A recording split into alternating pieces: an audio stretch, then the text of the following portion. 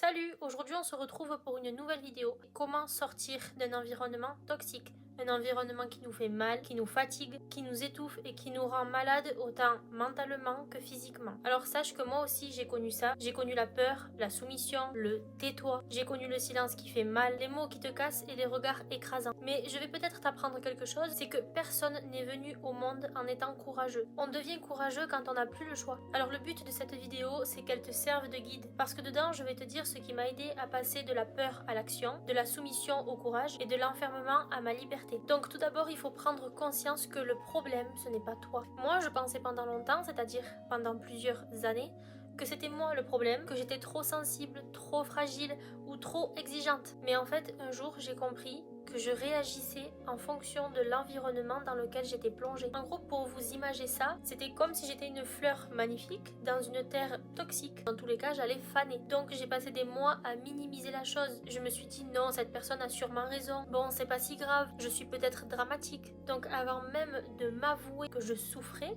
que j'étais mal, mon corps il parlait déjà, il criait déjà même. Je dormais mal, j'étais fatiguée, j'étais tendue, j'avais mal au ventre, je stressais, j'étais anxieuse et surtout je me souviens très bien d'avoir manqué d'oxygène. Clairement je m'étouffais, donc sache que le corps lui il sait. Donc mon premier conseil c'est que tu dois te poser une question, cette question. Si une personne que tu aimes vivait ça, tu lui dirais quoi? Sans te voiler la face, je pense que tu réaliserais que tu te traites pire que la personne que tu veux protéger. Donc arrête de te demander la permission. Sache que personne ne viendra te sauver. Je le dis très souvent, mais personne ne va régler tes problèmes à ta place, personne ne va guérir à ta place, personne ne peut faire ce travail sur toi-même à ta place. C'est pas parce que les gens s'en foutent, c'est pas du tout ça. C'est parce que personne ne vit ta vie. Personnellement, j'ai arrêté d'attendre un signe, j'ai arrêté d'avoir l'espoir. Et même si j'étais morte de trouille, même si je tremblais, que vraiment j'étais très très mal, il fallait que je comprenne que la peur me garde en vie, mais la permission allait me garder prisonnière. Alors j'ai pas tout quitté d'un coup, j'ai mis en place un plan et il n'y avait qu'un seul plan. J'avais pas de plan B, j'avais rien du tout. J'ai parlé à une personne très importante.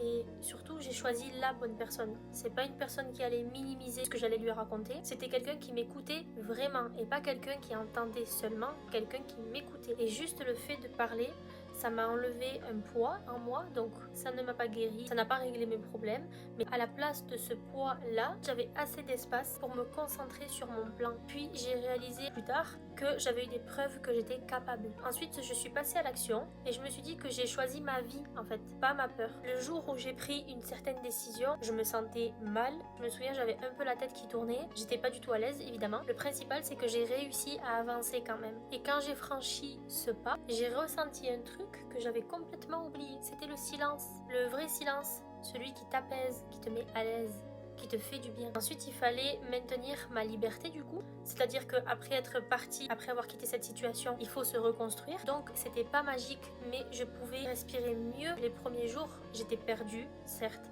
mais j'étais libre. Ensuite, la solitude m'a beaucoup réparée. Puis, je me suis rappelé que j'avais le contrôle sur mon temps, donc j'avais plus besoin d'être sur la défensive. Puis après, c'est comme si je m'étais retrouvée, comme si je récupérais la version de moi qui était étouffée.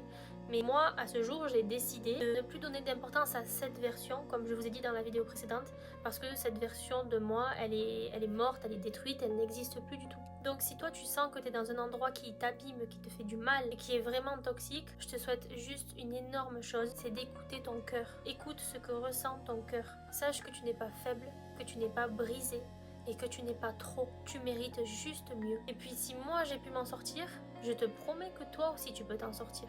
Si tu as regardé cette vidéo jusqu'à la fin, mets un petit cœur en commentaire et je te dis à très vite pour une prochaine vidéo.